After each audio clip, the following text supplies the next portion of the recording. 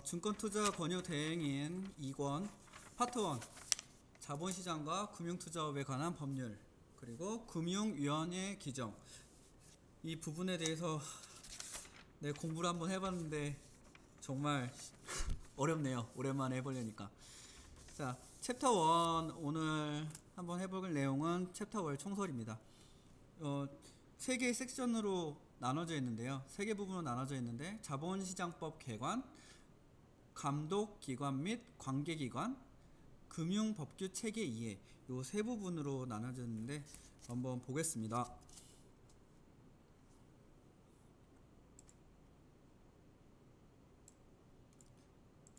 실제 이거 해보니까 너무 시간이 없어가지고 일단 한글 파일로 정리된 부분을 중요한 걸 같이 그냥 보면서 넘어가야 될 것 같아요. 이거 저 혼자 공부하는 그 시간만도 부족이 너무 하네요. 부족하네요. 말이 너무 꼬인다. 그냥 뭐 별로 많이 저 개인적인 걸 위해서 그냥 기록하는 거니까 한번 해보겠습니다. 자, 첫 번째 총설입니다. 자본시장법 개관. 이거 법제정 기본 철학인데 자본시장법 개관입니다. 법제정 기본 철학에서 이게 구법률하고 변경된 법률이 있는데 이 부분에 대해서 이제 비교하는 문제가 나올 수 있을 것 같아요. 열거주의에서 포괄주의로 전환. 이거 중요한 것 같아서 한번 빨간색으로 쳐봤습니다. 전환. 자, 구법률에서는 열거주의였다. 새로 변경된 법률에서는 포괄주의로 바뀌었다. 이 부분이고, 특징은 열거주의는 금융투자 상품의 종류를 구체적으로 금융투자 상품별로 나열해가지고 나열된 금융상품만 규제 대상으로 딱 집어넣는 방향으로 했다면, 변경된 법률에서는 원금 손실이 가능성이 있는 금융상품을 이제 금융투자 상품이라고 규정을 하고 모두 규제 대상에 포함시켰다는 얘기인 것 같아요. 그래서 이 금융투자 상품의 특성만 갖추게 하면은 모두 규제 대상에 넣었다는 이런 차이점이 있습니다. 이 두 가지를 비교하는 문제가 나올 수 있을 거라고 생각하고, 그 다음 두 번째 어떻게 바뀌었냐. 구법률하고 자, 기관별 규제에서 기능별 규제로 전환. 이게 뭔 말인가 좀 생각을 해봤는데, 기관별 규제는 각 그 서비스를 제공하는 그 기관에 따라서 규제를 달리 적용받는다는 것 같아요. 그런 얘기고, 그 다음에 변경된 법률에서는 기관별로 따르게 하는 게 아니고 기능별 규제 체계에 채택을 했다. 그래서 경제적 실질이 동일한 금융 서비스를 동일하게 규제. 기관에 상관없이 어떤 동일한 서비스를 제공하면 거기에 맞게끔 이제 규제를 했다는 내용이죠. 그러니까 여기에서는 이제 기관에 따라서 좀 동일한 서비스라도 기관에 따라 차이가 발생을 한다면, 이제 이거 같은 경우는 변경된 법률 기능별 규제 체계에서는 금융 서비스 유형에 따라서 그냥 구분됐다. 이 금융 서비스 유형이라는 건 어떻게 조합이 되냐면, 투자자가는 뭐 일반 투자자가 있겠고 그냥 전문 투자자가 있겠죠. 그 다음에 금융 투자 상품에는 뭐 증권에 관련된 것들 아니면 파생 상품에 관련된 것들인지 이런 것들이 투자 상품이 되겠고, 그 다음에 금융 투자업에는 뭐 투자 매매업, 투자 중개업, 뭐 자문업, 뭐 이런 신탁업 이런 것들에 포함이 되는데요. 이 부분이 각각 어떻게 조합되느냐에 따라서 금융 서비스가 달라진다는 그런 얘기인 것 같아요. 이 부분은 뭐 자세하게 따로 공부를 하셔야 될 것 같습니다.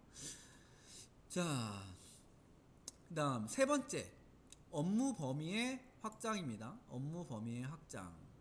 그냥 다 빨간색으로 치자. 큰 거는.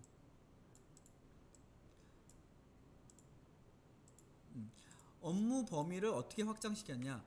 금융투자업 간의 겸업을 허용하고, 이전까지는 그러면 옛날의 법률에서는 겸업을 허용 안 했다는 얘기죠. 그 다음에 부수 업무를 좀 더 포괄주의로 전환함. 부수 업무도 할 수 있게 해줬다. 결국에는 증권회사의 경우 선물업, 집합투자업 같은 추가적으로 경영이 가능하다. 한 회사 내에서 다른 그 회사를 세워가지고 운영할 필요 없이 그냥 한 증권회사에서 여러 개 나눠져 있던 거를 다 업무를 할 수 있게 해줬다 이 얘기죠. 그래서 뭐 금융투자업자는 준법 감시 및 내부 통제체를 갖추게 함. 이거는 뭐 고객의 이해 저해가 생기지 않도록 하는 거고, 이거 뭐 금융당국은 감시, 신고제, 자격 제한 두고 이렇게 해가지고 투자자 피해 최소화했다. 이 첫 번째 거만 좀 알아두시면 될 것 같은데요. 이것만 좀 중요한 것 같은데. 자, 네 번째, 원칙 중심 투자자 보호제도 도입. 이렇게 공통 영업행위 규칙을 정하고 그 모든 금융투자자에게 적용하고 업자별 영업행위 규칙을 넣어서 금융투자자 업자별로 특성을 다르게 해서 세분화해서 적용시켰다 이런 얘기죠. 이제 투자자를 보호하기 위해서. 그래서 총 보시면 법제정 기본 철학은 요 네 가지로 정리를 할 수 있는데요. 이 중에서 좀 중요하다고 보는 거는 요 가번하고 나번이 아닐까 하는 생각이 듭니다. 저도 처음 그냥 공부를 하는 거기 때문에 뭐 문제를 아직 풀어보지도 않았고, 근데 딱 봐도 이 부분이 중요하겠다 이렇게 해가지고 표로 한번 정리를 한번 해봤습니다. 자, 그 다음에 두 번째로 넘어가겠습니다. 제도적 의의와 기대 효과. 이 부분은 앞에 부분에 이런 기본 철학으로 변경된 이런 변경된 법률에 따라서 어떻게 효과가 있었을까 이거죠. 첫 번째는 이제 자본시장의 유연성과 효율성 제고라는데, 이거는 뭘로 인해서 선택된 거냐면 포괄주의 규제 채택으로 인해서 된 거라고 보시면 되겠습니다. 아까 포괄주의, 열거주의에서 포괄주의로 바뀌는 이런 것들로 인해서 자본시장이 좀 다양한 유형의 증권이 발행되고 파생상품도 출원할 수 있게 되고, 이러다 보니까 기업의 자금 조달 수단이 다양해지고 투자의 선택이 넓어지고, 그래서 종합적으로 효율성이 생겼다. 그래서 그런 얘기죠. 그 다음 두 번째, 어떤 효과가 있냐. 이 효과 물어보는 문제 한 문제 나올 수 있을 것 같은데요. 자, 원칙 중심의 영업행위 규칙, 요거죠. 아까 네 번째 항목이었는데 기본 철학에서 이걸 하다 보니까 투자자를 공정하게 대하고 신뢰도가 높아져서 적극적인 투자를 유도할 수 있다. 그래서 자본시장이 유통이 좀 활발해지고 지속 가능성이 된다. 뭐 이런 얘기인데, 요 색깔 쳐주는 것만 보시면 될 것 같아요. 자, 세 번째, 종합적인 금융투자 서비스 제공 가능.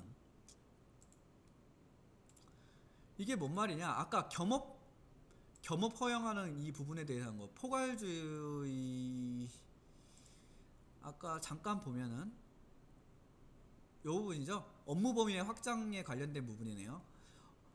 겸업을 허용하게 되니까 다양한 금융 서비스가 제공해진다 이 얘기죠. 그래서 고객의 입장에서는 뭐가 되냐, 결과적으로는 거래 비용 절감, 그 다음에 금융투자 회사의 입장에서는 한 회사에서 여러 가지 업종을 영업을 하니까 영업 비용이 좀 더 절감될 수 있겠다 이 얘기죠. 자, 마지막으로 금융투자업자의 기재 차익에 인한 유인 최소화. 이게 뭔 말이지?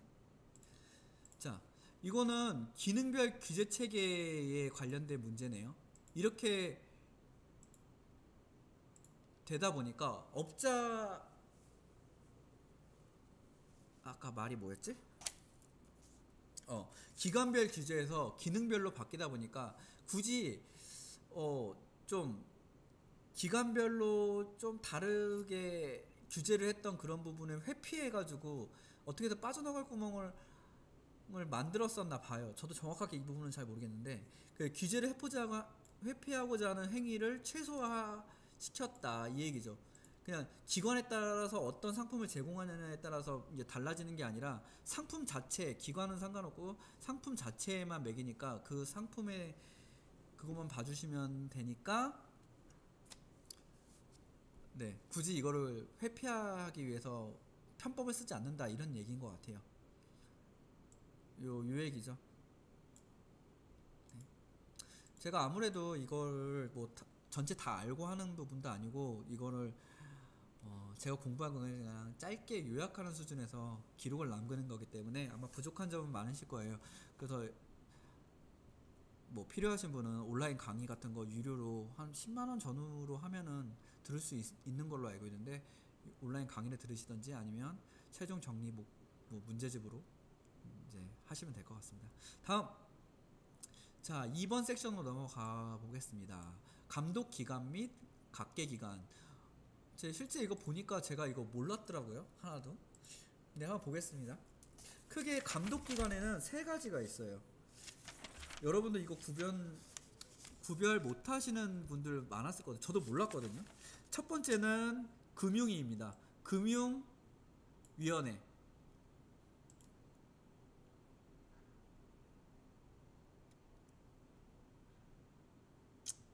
파란색으로 할까? 자, 금융위원회, 짧게 줄여서 금융이고요. 감독기관의 첫 번째는 금융위원회, 금융위. 두 번째는 증권선물위원회. 그리고 이거 좀 진하게 칠까? 세 번째가 제일 많이 알고 있는 금융감독원. 금감원이라도 하죠, 줄여가지고. 이거 좀 그래서 이거 보겠습니다. 저도 이거 공부하면서 이제 확실하게 이렇게 되었구나, 감독기관이 이렇게 됐는데 이거 알았는데 중요한 내용부터 하겠습니다. 자, 금융위가 뭔지 개요 한번 볼게요. 국무총리 소속 행정기관, 중앙행정기관이라고 하네요. 이거를 비교하는 문제가 나올 수 있을 것 같아요. 그 위원장은 국무총리 제청으로 대통령이 임명. 대통령 그냥 한번 빨간색으로 쳐줄까? 근데 이제 국회 인사청문회 거쳐서 한다는 얘기고, 부위원장은 위원장의 제청으로 대통령이 임명. 이분도 대통령이 임명하네요. 그리고 위원장은 국무위원은 아니다. 국무총리 소속 중앙행정기관에 속하지만 위원장은 국무위원은 아니다. 이제 국회에 출석해서 발언 가능. 이런 부분 좀 알아두시면 될 것 같고, 그다음에 조직이 조금 헷갈린데 합의제 행정기관인 위원회와 사무처로 조직이 된다고 하네요. 요렇게 조직이 되고, 금융위는 9명. 중요하겠죠? 어느 정도? 위원장, 부위원장, 상임위 2인, 비상임위원 5인. 이렇게 이 부분 좀 알아둬야 될 것 같아요. 상임위원 2인은 위원장이 추천하는 금융전문가, 비상임위원은 4명은 당연직, 기획재정부 차관, 금융감독원 원장, 예금보험공사 사장 및 한국은행 부총재. 이거 일일이 다 외우는 문제는 안 나올 것 같은데. 하여튼 그리고 나머지 1위는 당연직이 아닌가 보죠. 뭐 그냥 이거 참고로 알아주시면 될 것 같습니다. 자, 운영 잠깐 보면 회의에 대해서는 3인 이상의 위원이 요구, 위원장이 소집. 의안은 3명 이상의 찬성 또는 단독적으로 제안 가능. 뭐 이렇게 얘기하시고, 그 다음에 의결이 좀 중요하지 않을까요? 제적위원회 과반수의 출석위원회 과반수의 찬성 필요. 의결이 좀 중요하지 않을까 하는 생각이 듭니다. 그래서 여기는 제척하고 이게 제가 이제짠가? 어이네, 오타네요. 자, 특수관계에 있는 위원은 심의 의결에서 제처. 기피 신청이 제기될 경우에는 위원장이 재정 여부 결정. 그 다음에 회피 가능, 제척 회피 가능. 뭐 이런 부분이죠. 그 다음에 금융위는 의사록을 작성 및 공개해야 된다, 이 얘기고. 한번 쭉 읽어보시면 될 것 같아요. 심의에 대한 부분. 심의가 필요하면 뭐 들을 수 있다. 긴급 조치가 필요한 경우 비상 상황에서 권한 내에서 조치를 먼저 할 수 있다는 얘기죠. 조치를 먼저 해주고 그 다음에 지체 없이 회의 소집 및 내용 보고. 이거는 어느 그냥 공공기관도 다 비슷한 것 같아요. 뭐 학교도 마찬가지고. 소관 업무에 대해서는 생략이라고 써놨는데요. 이건 쭉 한번 읽어보시면 될 것 같고요. 뭐 책이 있으신 분들. 그리고 여기가 많이 써 있는데 다른 부분 증선위의 소관 업무랑 그다음에 금감원의 그 소관 업무를 외우고 나머지는 여기에 해당되는구나 알면 될 것 같아요. 보통 그냥 간단하게 얘기하면 금융에 관한 정책 및 제도에 관련된 상황, 금융기관에 관련된 감독 및 검사 제재 뭐 이런 것들을 소관 업무로 하고 있습니다. 그냥 아무래도 뭐 문제를 낸다면 이런 부분에서 뭐 한두 문제 낼 수 있을 것 같고, 아니면 다른 기관하고 비교하면서 문제 낼 수 있을 것 같아요. 자, 증권선물위원회 한번 보면요, 요거 같은 경우는 좀 업무 요거는 알아둬야 될 것 같아요. 얘는 의결기구입니다. 자본시장 및 기업 회계와 관련된 주요 업무를 수행하기 위한 설치된 의결기구. 정말 말이 꼬이네요. 자, 금융위 부원장이 따로 뽑는 게 아니고 그냥 그 겸임입니다. 겸임한다고 하고, 증선이나 5명, 아까 금융위는 9명이었죠, 위원이. 위원장 1명에 위원 4명, 한 명은 상임위원은 1명, 나머지 3명은 비상임위원. 이렇게 해서 막 써있네요. 그냥 이거는 참고로 봐두시면 될 것 같습니다. 이거 가지고 문제 내는 건 좀 치사한데, 어쨌든 요거 인원에 대한 거 비교해서 문제 낼 수 있을 것 같고 예상입니다. 어차피 뭐 저 문제 안 풀어봤어요. 자, 소관 업무. 그래서 여기는 소관 업무 써놨습니다. 자본시장의 불공정 거래 조사, 기업 회계에 관련된 부분이 좀 특징으로 눈에 띕니다. 저는 회계가 요 부분이 좀 많이 눈에 띄어요. 그래서 아까 요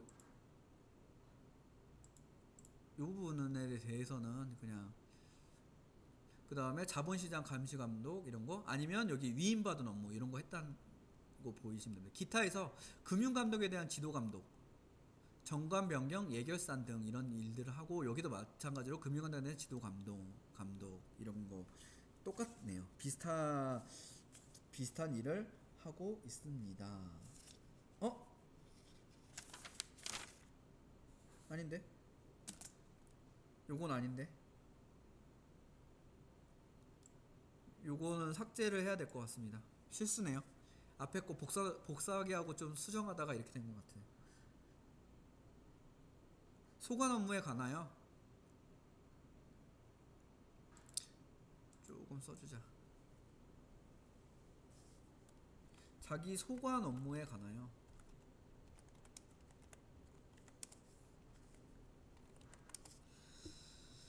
자, 그 다음 금융감독원, 금감원이라고 하고, 정말 이게 많죠. 어디 불법 거래, 자전거래 이런 거 신고할 때 여기다 하죠. 저도 이제 요번 공부하면서 많이 알았는데, 금융기관에 대한 검사, 감독 업무를 실제적으로 수행하기 위하여 설치. 그래서 여기도 이제 조직과 예산 이 부분을 세 가지를 비교하는 문제를 많이 내지 않을까 하는 생각은 드네요. 나중에 정리 문제 한번 풀어보겠는데 그렇게 되면 이제 확실해지겠죠. 원장 1명, 부원장 4명, 부원장 보가 있네요. 특이하게. 감사도 있네. 아까 앞에서는 없던 부분이라서 그냥 한번 포인트 한번 넣어보겠습니다. 임원직은 원장이 임명. 자, 원장은 금융위의 제청으로 대통령이 임명. 여기도 대통령이 임명하네요. 그러니까 누가 임명하고 뭐 이런 거에 따라서 좀 바뀔 것 같아요. 부원장은 원장의 제청으로 금융위가 임명. 이런 거 헷갈리니까 문제 내기 좋네요. 부원장 보는 원장이 각각 임명. 이런 것들.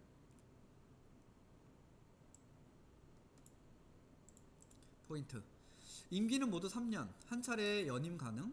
그 다음에 임명날 날부터 기산해가지고 임기 날짜를 치는 거죠.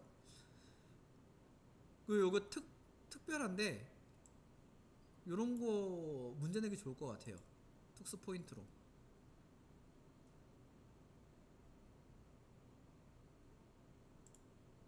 아, 너무 보기 안 좋다. 자, 금감원은 무자본 특수법인으로 아래 사항으로 경비를 충당한다 이렇게 나오네요. 정부, 한국은행, 예금보험공사의 출연금. 그 다음에 금융회사가 지금 감독 분담금 이런 것도 줘서 운영을 했구나. 그 다음에 기타 수익금으로 구성이 된답니다. 소관 업무 4가지밖에 안 돼서 제가 정리한 건 4가지입니다. 금융기관의 업무 및 재산 상황에 대한 검사 결과에 관련된 제재, 금융위 증선이 사무처에 대한 업무 지원, 금융민원 여기 오타가 났네. 해소 민원 처리를 실질적으로 하는 곳이라고 보면 돼요. 금융문제 아마 이게 좀 제일 큰 업무가 아닐까요? 그냥 저 개인적인 사견입니다. 자, 검사 대상은 되게 많아서 그냥 생략했습니다.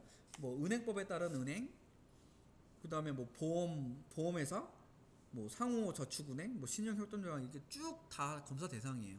금융업 하는 데는 다 검사 대상으로 보시면 될 것 같습니다. 관심 있는 분들은 찾아보시면 되겠습니다.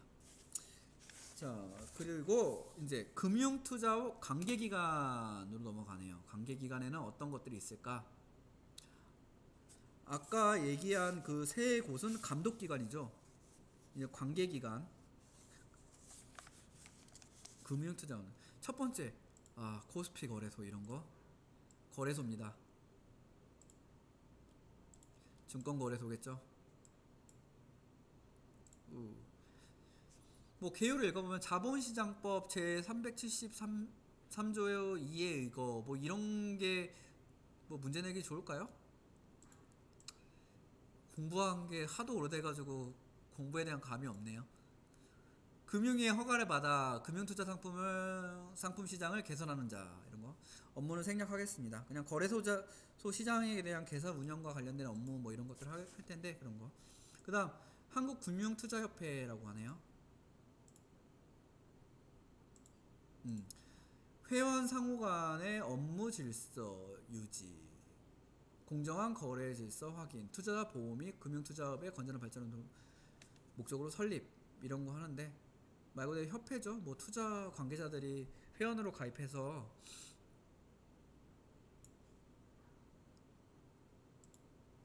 어느 데나 이런 데 협회 같은 거 만들어지니까 이 회원 부분 투자 관련 업자들 뭐 영업하는 자들 이런 거 한다고 보면 될 것 같습니다. 그 다음 한국예탁결제원 여긴 뭐 하는 데지? 증권의 집중 예탁과 계좌 간 대체, 매매 거래에 따른 결제 업무, 유통의 원활을 위하여 설립 이런 것들 한대요. 네, 예, 외워주면 될 것 같습니다.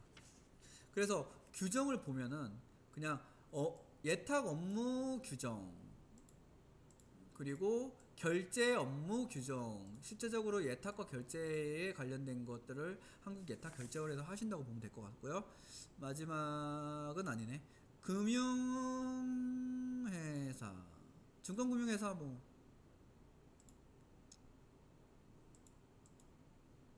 자기 자본의 20억 원 이상 이런 거 그냥 핵심 포인트 그냥 한번 포인트 줄게요. 그러니까 금액이 제시되어 있으니까 금융계 인가를 받아 설립 가능. 현재 한국증권금융주식회사가 유일하게 인가를 받았다고 하니까 이 부분은 포인트로 주고 외워두면 될 것 같습니다. 업무 투자 매매업자 또는 중개업자, 투자 중개업자에 대하여 필요한 자금과 또는 증권을 대여하는 업무, 파생상품도 포함하고요. 이런 거 눈에 띄니까. 증권 답변하면 대출 업무, 증권과 관련된 금융업을 하는 업무, 회사라고 보면 되겠네요. 그리고 신용평가회사, 이거는 뭐 신용 써가지고 주식하고 이런 거에 관련된 것 같은데, 뭐 신용등급 부여하고 이를 제공하거나 열람하게 하는 행위를 영업하게 하는 것임. 이렇게 해서 총 5개로 나눠지네요. 금융 투자 관계 기간은 이렇게 5개로 정리할 수 있겠습니다. 그다음 세 번째 섹션, 금융 벽규 체계에 대한 이해. 좀 빠르게 진행하고 있는데도 시간이 정말 많이 되네요. 자, 금융 법규 체계, 국회에서 재개정되는 법, 그 다음에 대통령 시행령, 국무총리령 시행규칙, 이어서 그냥 요 부분은 한번 쭉 읽어보시면 될 것 같아요.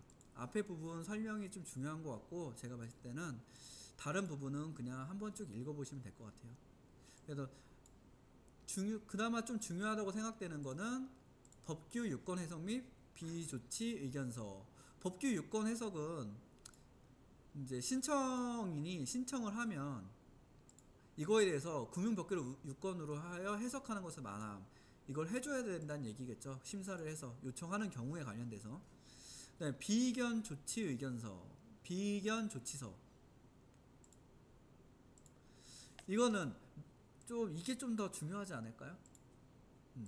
명확하게 적용받을 법규가 없는 경우에서는 반대하거나 제재하지 않겠다는 의견을 한다, 이 얘기입니다. 그다음에 행정지도, 행정지도도 좀 많이 나오는 부분이기 때문에 좀 중요할 것 같습니다. 그래서 금융이나 금감원이 금융회사에 임의적 협력을 기초하여 지도, 권고, 지시, 협조하는 것을 말하는 겁니다. 그래서 요 방식과 원칙은 한번 읽어보시면 좋을 것 같아요. 오타 났네.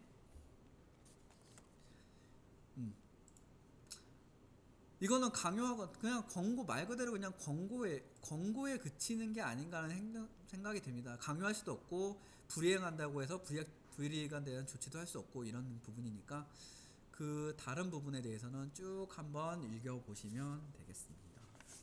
그게 중요한 부분은 아니라서 그냥 쭉 한번 시간 갖춰서 읽어보시면 될 것 같습니다.